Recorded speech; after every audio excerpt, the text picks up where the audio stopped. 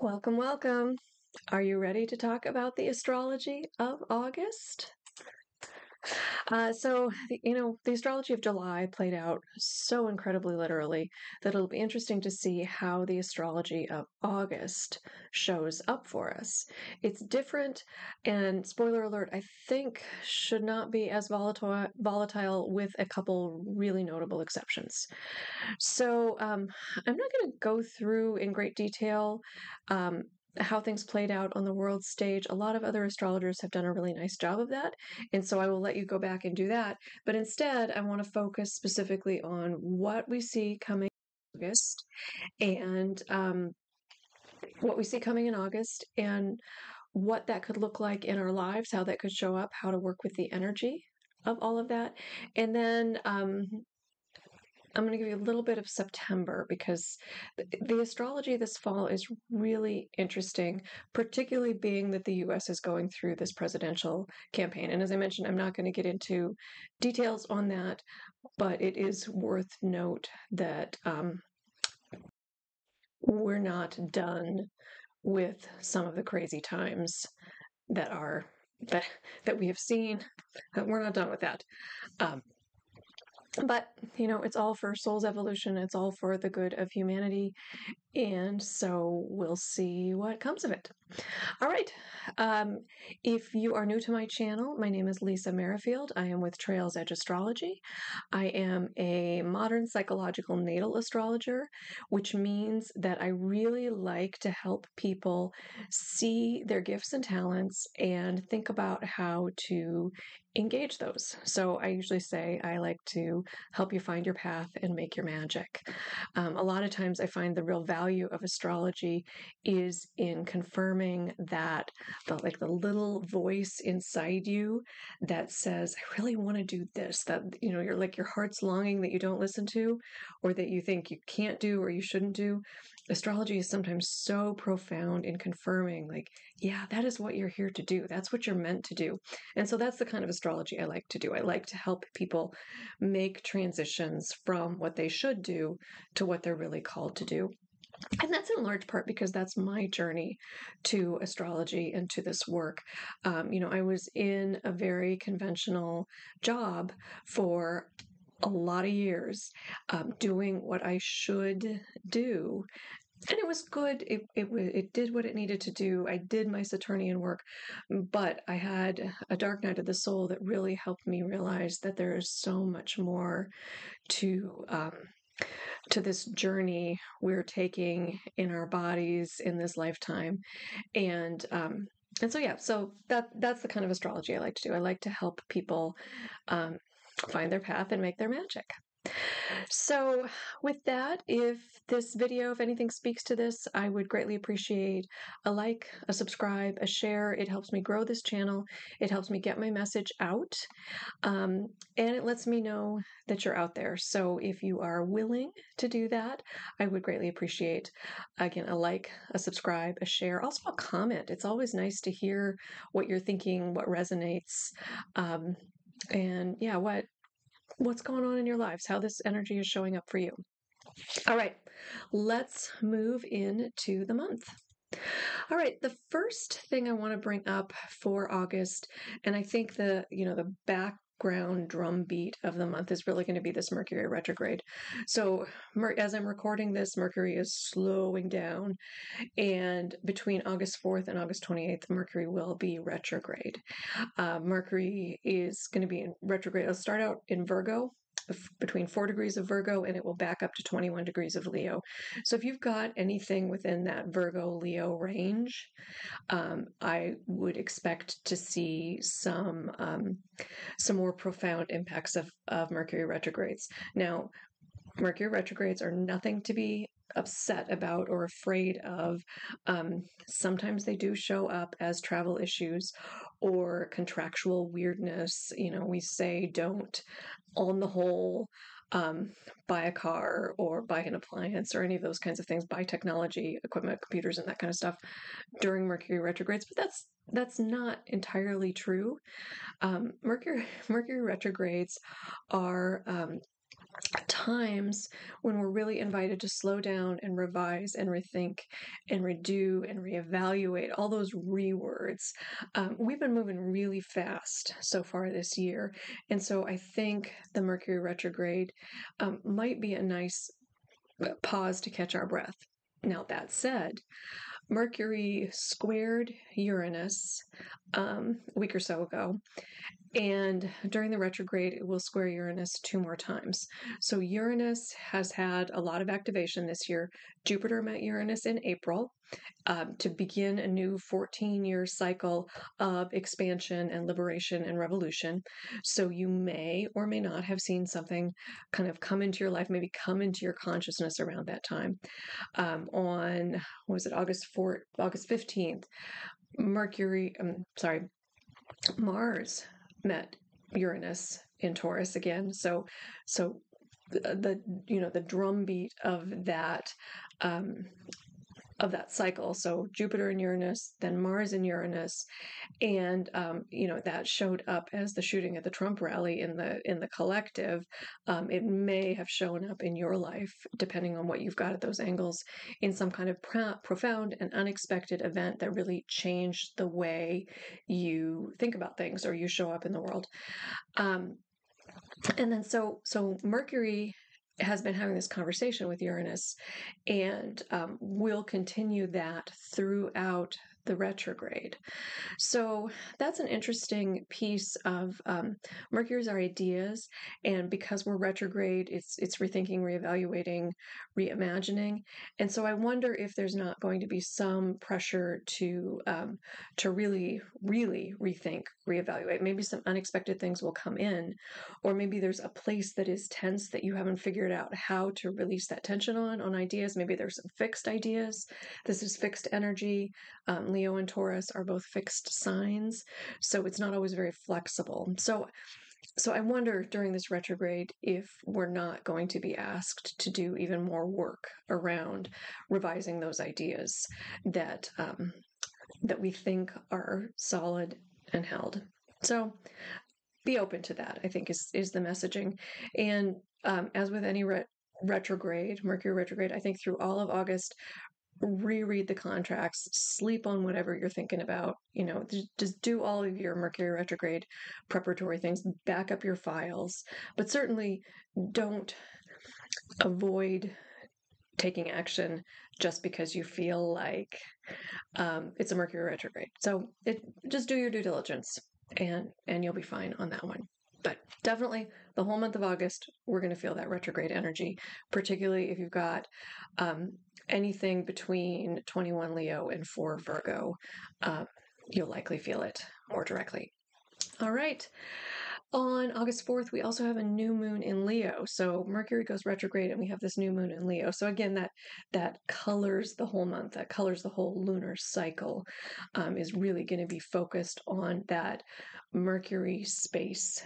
And those mercurial activities in your life and in your chart. So look at that for the new moon. And as you set new moon intentions, if you're inclined to do that, I would really recommend thinking about, rather than pushing forward and what new things are you going to bring in, thinking about the revisions and the reevaluation, and really sitting and ruminating on what you've been pulling in already this year, what kinds of things are percolating and coming to the surface.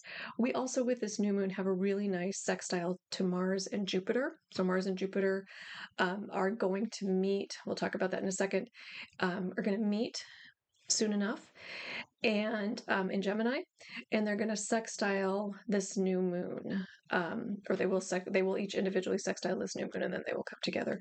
And so that sextiles are nice energy. Sextiles are like friends helping friends, and so even though Mercury is stationing, there is some energy around taking some action, expanding some ideas. Mars and Jupiter are both in Gemini, so this is very mercurial, very heady, very, what are your thoughts? What are your ideas? Do you need a helping hand in moving them along? So I think that's nice. The moon definitely is going to be, this isn't a let's try and manifest things moon. This is a let's revise what we have moon. And there's a little support there from Mars, which is our ability to enact our will in the world, and Jupiter, which is about some of the sacred boundaries and some of the structures that we put into place so that we can have abundance and we can grow into whatever's coming next. So look for that new moon and plan accordingly. All right. Next up, we have on August 2nd and August 18th squares to Uranus. So I mentioned this. I mentioned this when we talked about the Mercury retrograde, those squares to Uranus, but Venus will also square Uranus. So Mercury squared Uranus, and on August 2nd, Venus is going to square Uranus, and then on August 18th, Mercury will again square Uranus. And those are, it's hearkening back to that Jupiter-Uranus conjunction, whatever was going on in April, and then whatever was going on in July with that Mars-Uranus conjunction. It's bringing up the next chapter in that story. With the Venus square, it's definitely about our relationships, our values, how we spend our time, treasures, and talents. Could be about money. Venus is in Leo, Mercury's in Taurus. So again, it's that fixed energy. Is there something that you think can't be another way? But with that square, you're being introduced to some creative tension to help you figure out how to move that narrative forward. So I think some more energy will come in around whatever it is you're building on that 14-year Jupiter-Uranus cycle. And then again, through the retrograde, Mercury will come back and square Uranus during the retrograde on the 18th, and then in September it will make a final square to Uranus. So lots of abilities to maybe shift or rethink our ideas. All right, what's up next? Then on August 14th, we have the Mars-Uranus conjunction, and this is one of the biggest transits, I think, of April.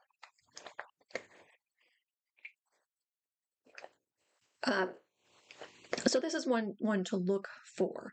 So, I've said this multiple times, but Jupiter-Uranus came together in April, Mars-Uranus came together in July, and now Mars and Jupiter are coming together.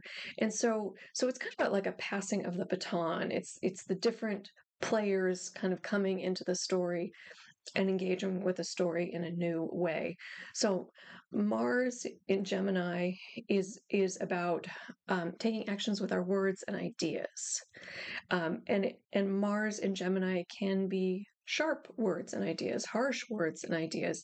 It can be boastful. It can be really frank and direct.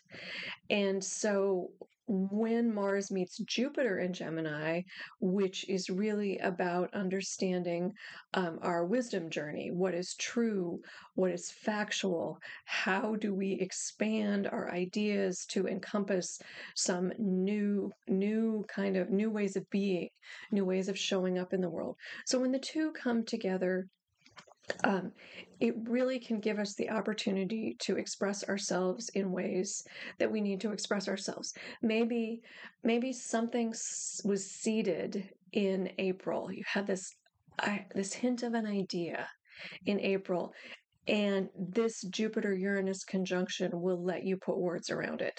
Maybe you can write a blog post about it, or maybe you can have a conversation with your partner about it, or maybe you can find a business partner who might be interested in engaging. So there might be some ability to take whatever it is our next chapter is going to look like, and adding a piece to it, building a little bit of it. And that next chapter might just be a very, very nascent idea. It might just be the beginning of that heart's longing.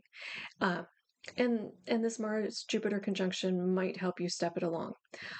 To the contrary, on the other side of it, it can also look like rash and exaggerated speech. It can be people, really, really clashing over ideas. It can be some of that.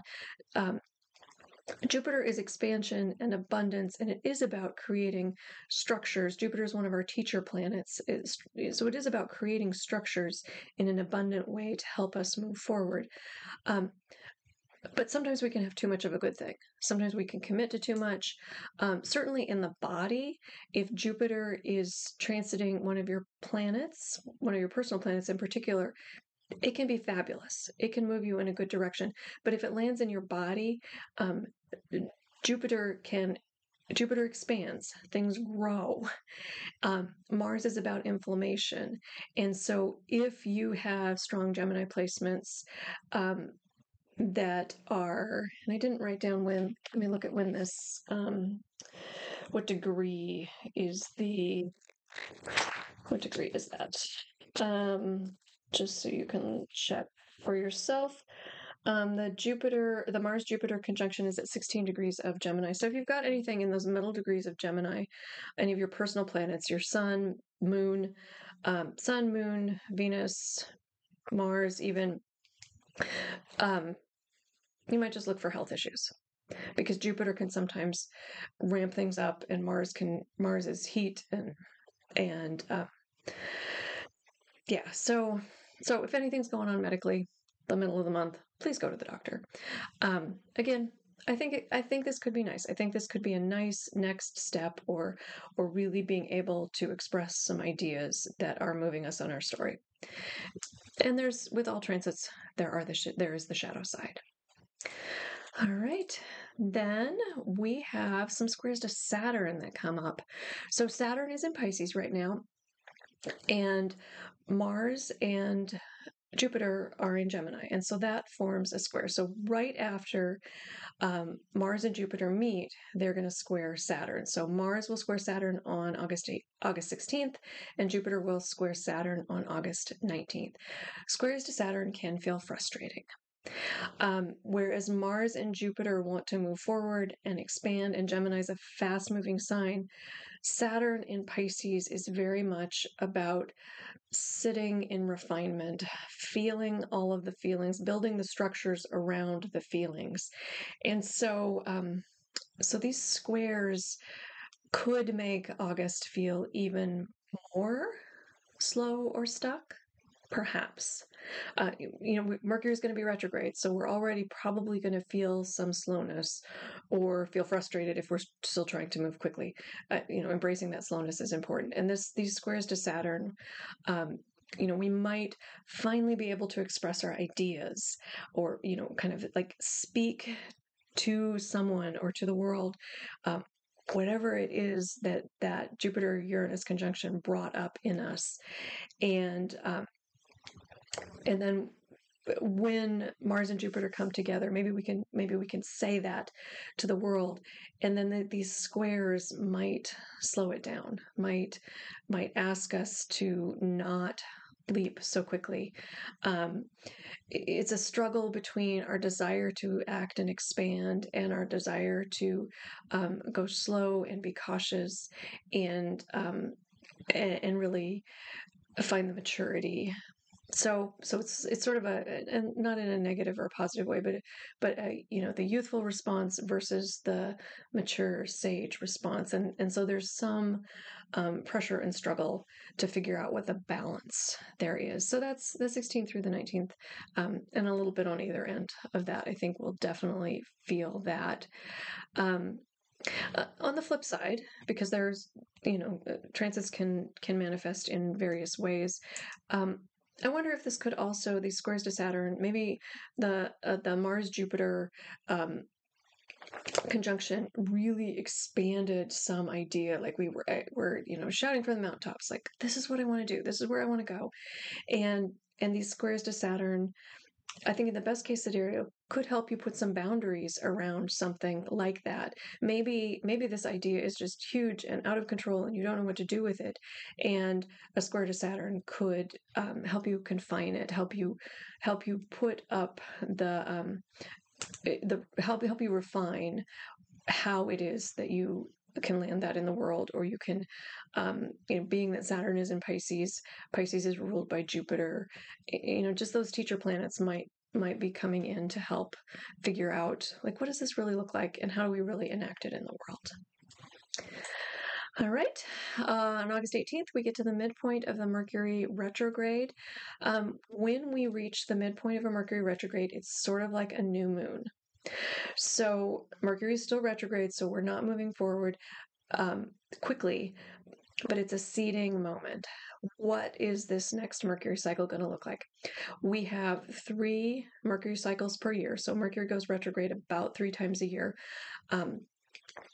So these are quick cycles. So it's similar to setting new moon intentions, in that these are not things that necessarily play out over multiple years. Whereas Jupiter Uranus coming together, that's a 14-year cycle. So that's a really long-term, slow build. But a Jupiter Uranus cycle, we're talking 80 days, somewhere in there, but nonetheless, around the middle of the month, we've had the Jupiter Uranus conjunction, we've had the squares to Saturn, and then this midpoint of the Mercury retrograde. It's called a cazimi. So Mercury will meet the sun. And so I wonder if there won't be some flash of idea, some like, oh, this is where we're going. In the short term, again, but these aren't long-term cycles, or that they're not long cycles. Mercury moves quickly, but again, this middle of the month, I think there's some culmination of ideas, some pulling together, like we're revising, we're rethinking, we're redoing, but it's starting to come together at this point. You're starting to put the pieces together and figuring out how you're going to go forward when the retrograde is over and Mercury is out of his shadow in September. Then we come in on August 19th to this full moon in Aquarius. And if you listened to my July report, I mentioned that the full moon in Capricorn had the potential to be really reveal some secrets and to really be one where we dig deep and where we, we really look at our public-private lives. And of course, with the full moon in Capricorn, that was the day Biden stepped out of the race. And I know I said I wouldn't talk too much about that, but nonetheless, that's the kind of energy that full moon in Capricorn on July 21st had. So this full moon in Aquarius is different, but also has the potential to pack a punch. I said for the full moon in July, that Capricorn full moon in July, like I wouldn't put out your crystals. I wouldn't I wouldn't cleanse your tarot decks. I wouldn't even make moon water for that full moon in July. And I'm going to say the same thing for this full moon in August, this Aquarian full moon. There's just a lot of volatile energy. So whereas the full moon in July was really about that conversation with Pluto, this full moon in August, this Aquarian full moon on August 19th, is going to be square Uranus. So we've talked about Uranus a lot. Uranus was active with Jupiter in April. Jupiter in April, with Mars in July, with the squares to Venus and Mercury this month. And now this full moon is square Uranus. Uranus brings liberation and freedom and sometimes chaos. Uranus is all about relieving tension, places that are too tight, where we're not moving forward, or we don't know how to move forward. Uranus is able to like show the way to burst the dam, if you will. But sometimes it's chaotic. And Uranus is not necessarily about relieving tension in a way that is for the highest good or that is the most emotionally sensitive or any of those things. It's just about relieving the tension. And so the fact that this full moon is square Uranus, we could see some more surprising, rash, unexpected events come to pass in the release of the tension. There's also a T-square in the sky, and it's not the worst T-square in the world. T-squares are very tense aspects. So a T-square is 2 planets that are opposite each other, and in this case it's Venus and Saturn, and square another planet, and in this case it's Jupiter. So interactions with Jupiter and Venus, even when they're tense, are not the worst thing in the world. The greater benefics, they're, a square between Venus and Jupiter is still really lovely energy. An opposition to a Saturn opposition to Venus, again, not the worst, but there's tension there. That T square is an interesting aspect with this full moon, with a full moon that has the potential to release some tension in kind of chaotic ways. And then we've got this T square between the benefics and Saturn, which is a malefic. So again, not as bad as it could be. Tension. So Venus is representing what we love, who we love, how we spend our time, treasures, and talents, what we value.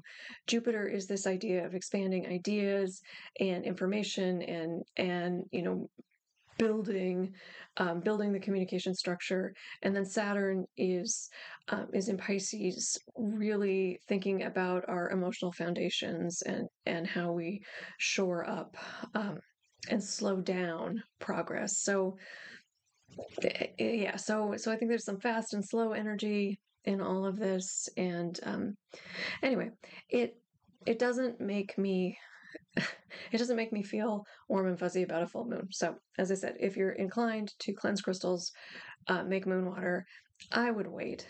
And I hate to say it, but we probably are going to have to wait a while because we're coming into eclipse season. So nonetheless, this is a full moon.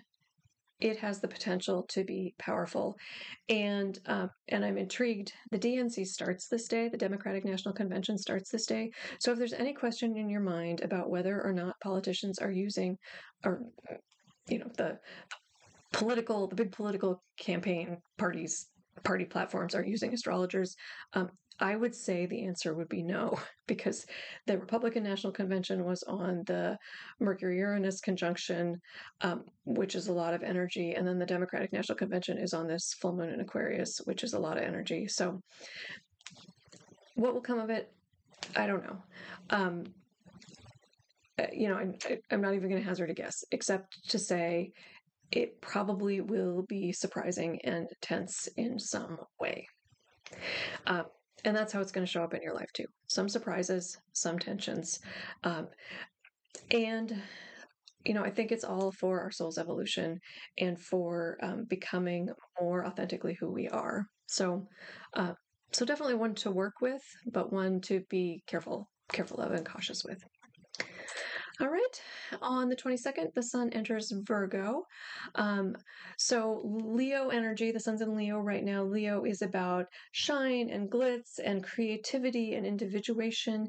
And when the sun moves into Virgo, we take all of whatever manifested, whatever we dreamed up during Leo season, and we settle into, like, how do we actually do this? How do we actually move the earth?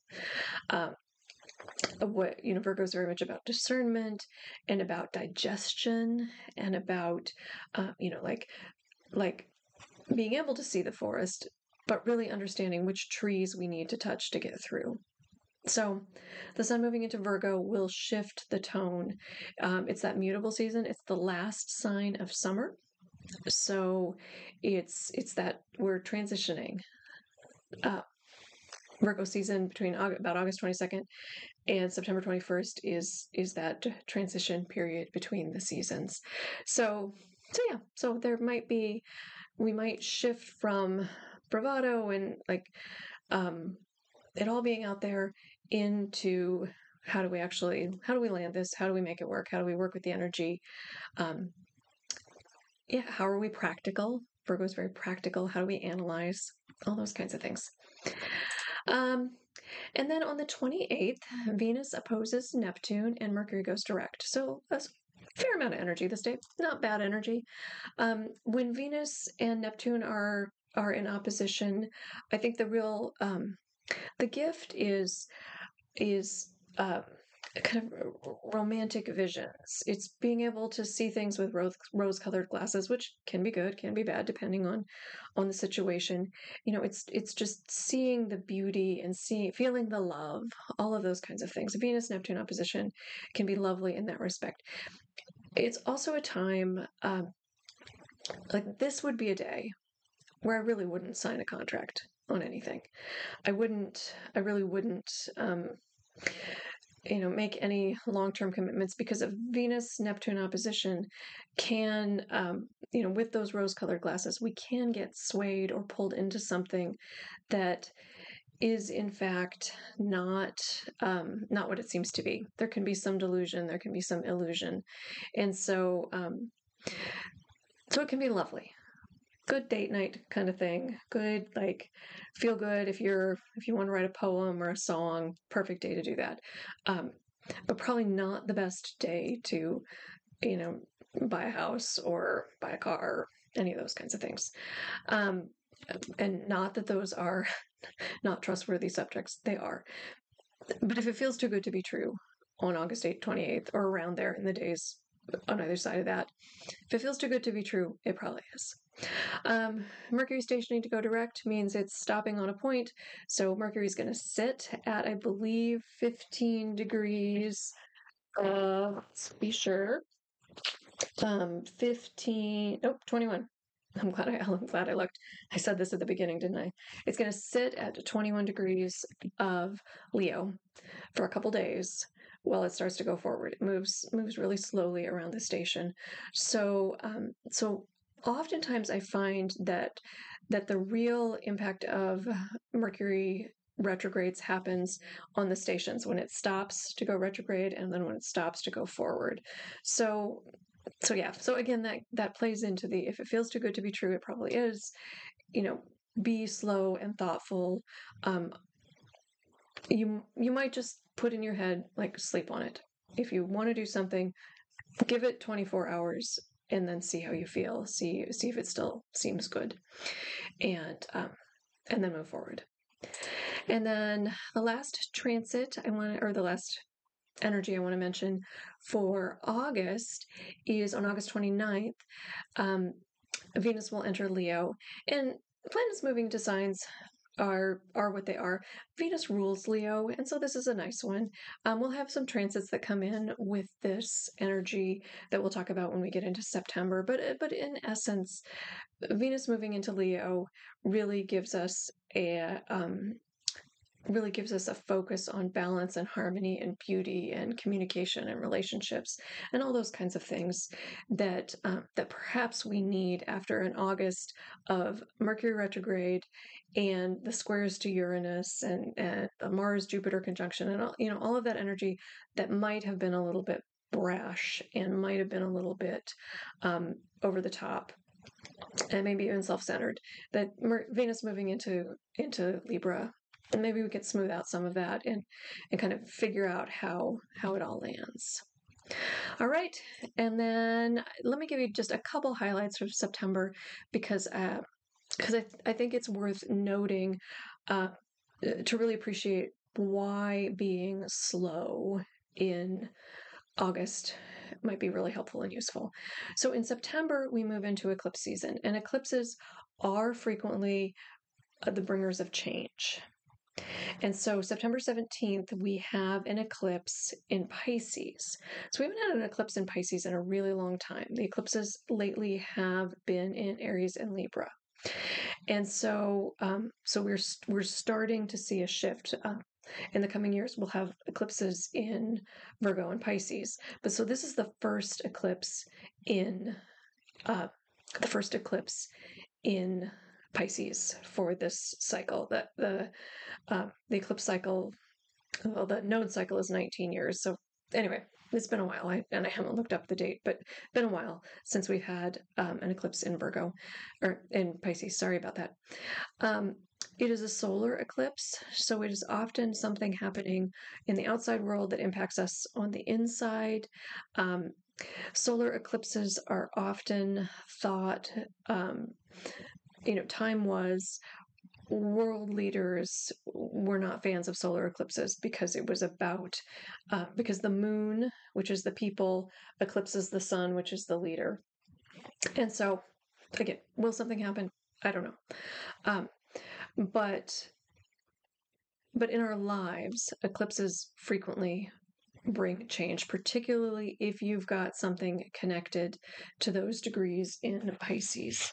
And let's see if I can pull that quickly.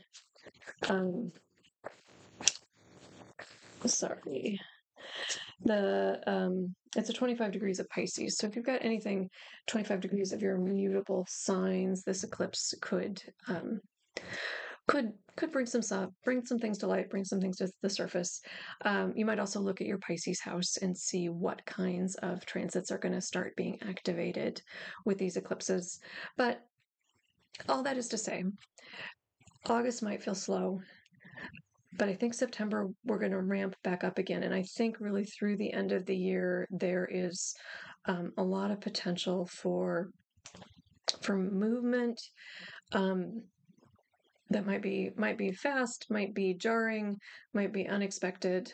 There's a lot of energy this fall, and so my invitation for you is to take the retrograde, sit, revise, review, redo, and be ready for the fall. All right, my friends, thank you for sticking with me. Again, if you would give me a like, a subscribe, I would greatly, greatly appreciate it. And I look forward to seeing you on future videos. Leave me a comment, tell me what you thought, and if you have any questions, I am happy to answer them. All right, thanks so much. I'm Lisa from Trails Edge Astrology, and I'll see you again soon.